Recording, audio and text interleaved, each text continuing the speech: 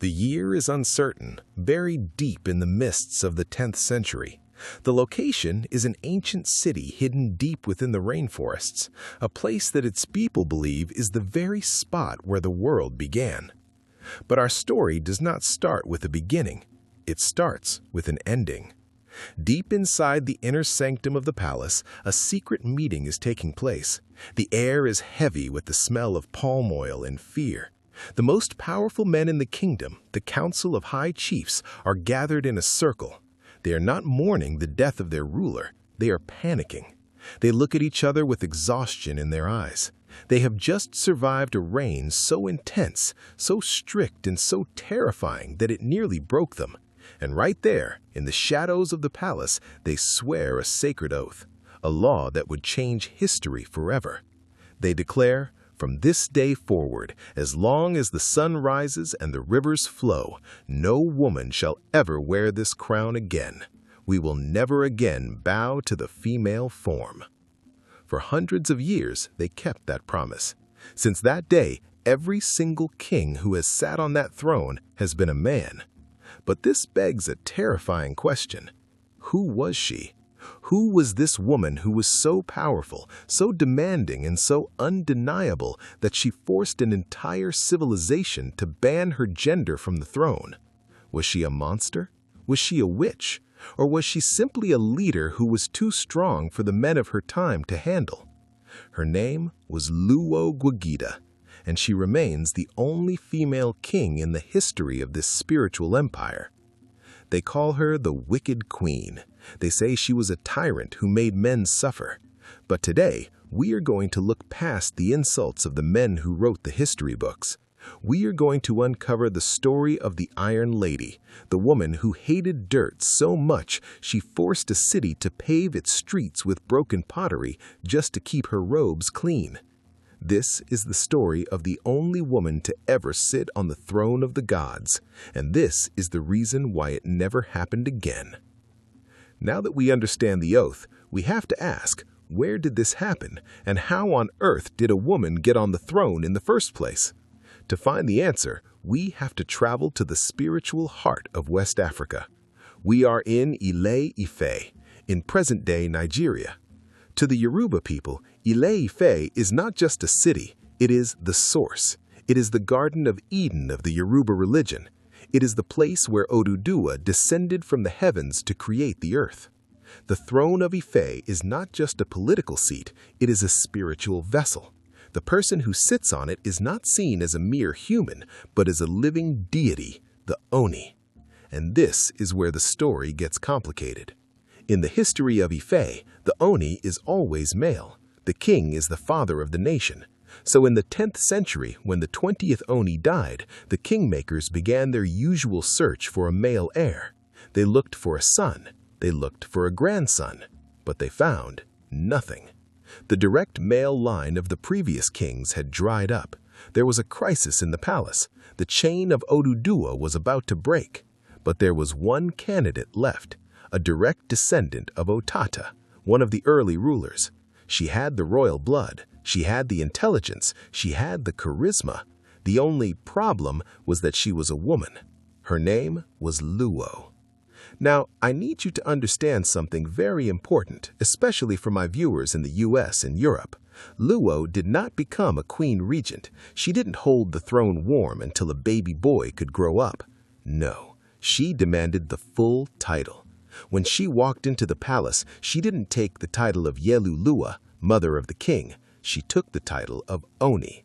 She wore the crown, the heavy beaded crown that no woman was ever supposed to touch. She held the sword of authority. For all intents and purposes, she became a female king. The oral traditions describe her arrival like a thunderstorm. She wasn't shy. She was described as having a terrifying beauty. She was fair-skinned. Some legends say she was so light-skinned she glowed, and she carried herself with an arrogance that made the male chiefs uncomfortable from day one. She didn't ask their permission to rule. She dared them to stop her. The high chiefs, the Amoas, probably thought they could control her. They probably thought, let's put a woman on the throne for now to solve the crisis. She will be weak. She will listen to us, and when a male heir is found, we will push her aside. That was their biggest mistake of their lives. They didn't realize they had just crowned a woman who was stronger, stricter, and more visionary than any man they had ever met. They thought they were getting a puppet. Instead, they got an iron lady. And the first thing she noticed when she sat on that throne was the dirt. To understand why Luo Bagida was so different, you have to understand the environment of the time. Ife is located in the tropical rainforest. It is a land of heavy rains. In the 10th century, even in a great city, when the rains came, the ground turned to mud. Deep, red, sticky mud. For the male kings who came before her, this wasn't a problem. They were men. They walked through the mud. They hunted in the forests. They didn't care if their sandals got dirty. But Luo Bagida was different. She was obsessed with purity. She was obsessed with cleanliness. She wore robes of blinding white, a symbol of the purity of the gods, and she refused to let a single spot of red earth touch the hem of her garment. Now, a normal queen might have asked for servants to carry her, or for mats to be laid down, but Luo didn't think small. She thought like an engineer. She looked at the muddy streets of her capital city, and she decided, if the ground is not clean enough for me to walk on, then we will change the ground. She issued a command that had never been heard before in West Africa. She ordered the production of millions of clay pots, but not to store water or cook food. She ordered her people to take these perfectly good clay vessels and smash them. She wanted potsherds, broken pieces of pottery. Why? Because when you take fired clay and embed it into the earth, it creates a hard, mosaic surface. It creates a pavement that the rain cannot wash away. She forced the entire city into a massive construction project. It was the 10th century equivalent of paving the roads with asphalt. Mile after mile of the city of Ife was hand-paved with these ceramic shards. It was a masterpiece of ancient engineering. When the sun hit the streets of Ife, the ground would glitter. It was said that you could walk from the palace to the shrines without ever touching the soil. The city looked beautiful. It looked advanced. It looked like the home of a god. But there was a dark side to this beauty. Who paved those streets? Who baked the pots? Who hammered the shards into the hard earth under the hot sun? It wasn't just the slaves. Luo Bagida was a perfectionist. She didn't trust the commoners to do it right. She demanded that the men of the court, the lazy chiefs, the noblemen, the people who were used to being served, get down on their knees and work. Imagine the shock. Men who had never done a day of hard labor in their lives were suddenly sweating in the dirt, breaking pots, and building roads, all because their female king didn't want to dirty her shoes. The city was becoming beautiful, but inside the hearts of the men, a fire was starting to burn. They looked at the glittering streets, and they didn't see progress. They saw their own humiliation. She had built a legacy of stone, but she was losing the loyalty of her people. The paved streets were a marvel to look at, but life inside the palace was becoming a nightmare. Luo wasn't just a builder, she was a disciplinarian of the highest order. In her eyes, the men of Ife had become soft. They were lazy. They spent too much time drinking palm wine and not enough time building the glory of the kingdom. She decided to fix that. The oral traditions gave her a nickname that still echoes in Yoruba land today, Luo Bagida. The word Gbagida is an onomatopoeia. It mimics the sound of something heavy crashing to the ground. Gbagida. It represents the weight of her hand. It represents the sound of her gavel hitting the floor. When she gave an order, it landed with the force of a hammer. There is a famous story that illustrates just how much she terrified the men around her. Usually, in the Yoruba courts, the chiefs are the ones who check the power of the king. They are the kingmakers. They have the right to speak. But under Luo, the council of chiefs was reduced to silence. When she walked into the room, grown men, warriors who had killed in battle, would physically tremble. If a chief was late to a meeting, punished. If a noble refused to work on the roads, punished. If anyone dared to look her directly in the eye, punished. She flipped the entire social structure upside down. For centuries, women had been expected to be submissive, to kneel, to serve. Now, the most powerful men in the land were on their knees, baking clay and scrubbing pavements, terrified by a woman who didn't even raise her voice. But this is where history gets tricky, and this is where I want you to think critically. The history books, written by men, call her wicked. They call her a tyrant. They say she was cruel for the sake of being cruel. But was she? If a male king had done the exact same thing, if a man had forced his people to build great roads and disciplined his lazy chiefs, he would probably be remembered as a visionary or a great reformer. We would praise him for being strong. But because Luo was a woman, her strength was seen as wickedness. Her discipline was seen as tyranny. She wasn't necessarily evil. She was just holding men to the same impossible standards that they had always held women to. And the men, they hated her for it. They couldn't attack her openly because she was the Oni. She was the spirit of the ancestors. To strike her would be to strike a god. So they waited. They harbored their resentment in the shadows, grinding their teeth, waiting for the day the heavy bag would finally stop falling. The tension in Ile Ife was like a stretched rubber band.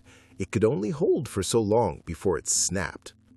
We don't have a record of a violent civil war. There are no stories of the chiefs storming the palace with swords to kill her. That wasn't how things worked in the spiritual capital. The Oni was sacred. You couldn't just kill a god. Instead, the rebellion against Luog Bagida was silent. It was a conspiracy of waiting. As the years dragged on, the high chiefs began to meet in secret. They whispered in the dark corners of their compounds. They shared their grievances, the humiliation of the road work, the fear of her gaze, the bruising of their egos. They realized that they had made a mistake by allowing a woman to take the supreme power. They decided that the problem wasn't just Luo herself. In their minds, the problem was her gender. They convinced themselves that a woman's mind was simply not fit for the heavy burden of the crown. They told themselves that her strictness wasn't discipline, but the emotional instability of a woman. Then, the end finally came. The historical records are strangely vague about how she left the throne. Some oral traditions say she died of old age, still feared and respected until her last breath. Others whispered darker theories, that she was spiritually poisoned, or that she grew tired of the ungrateful men around her and simply walked into the forest, disappearing into the earth like the deities of old. But however it happened, the moment Luog Bagida closed her eyes, the atmosphere in the kingdom changed instantly. There was no great mourning for the mother of the nation. Instead, there was a collective sigh of relief from the palace nobility. The terror was over. The heavy bag had been lifted. But the chiefs were not content with just surviving her. They were angry.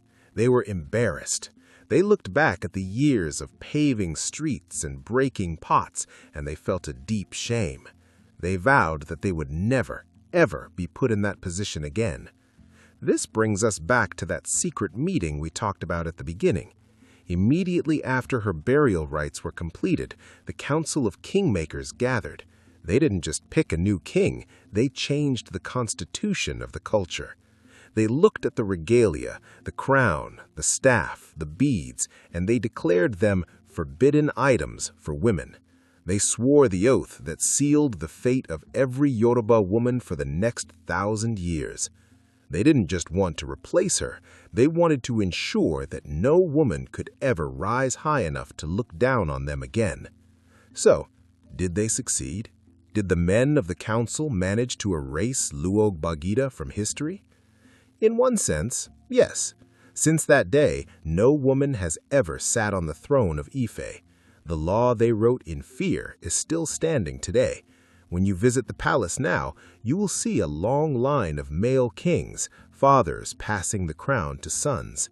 But in a much deeper sense, they failed completely. You see, you can erase a name from a list, you can ban a gender from a throne, you can write history books that call a woman wicked or crazy. But there is one thing you cannot erase. You cannot erase the ground itself. Today, more than 1,000 years later, archaeologists and historians go to Ife to dig. And when they dig beneath the modern dirt, do you know what they find? They find the potsherds. They find the millions of broken pieces of pottery still arranged in beautiful, complex patterns. They find the paved streets of Luobagida. The rain couldn't wash them away. The war of the sexes couldn't destroy them. The passage of 10 centuries couldn't bury them. Every time a shovel hits that hard, paved layer, it is a reminder. It is Luo speaking from the grave, saying, "I was here, I was real, and I built this city better than any man before me." Her legacy isn't written in ink, it is written in stone. She remains the most sophisticated, the most demanding, and the most unforgettable ruler the kingdom ever had. The men banned her because they feared her, but in doing so, they accidentally made her immortal. By making her the only one, they ensured that we would be talking about her forever. She was the woman who looked at the mud and said no. Now, I want to turn this debate over to you. I want to hear your verdict in the comments. Question 1. Do you think Luogbagida was actually a wicked tyrant, as the history books say? Or was she just a strong leader who was judged by a double standard because she was a woman? Question 2. Do you think it's time for the oath of silence to be broken? Could we ever see another female Ooni in our lifetime? Let me know what you think below. If you enjoyed this deep dive into the hidden history of African power, make sure you hit that subscribe button and turn on notifications. We are building the biggest library of African history on the internet, and we are just getting started. I'll see you in the next one.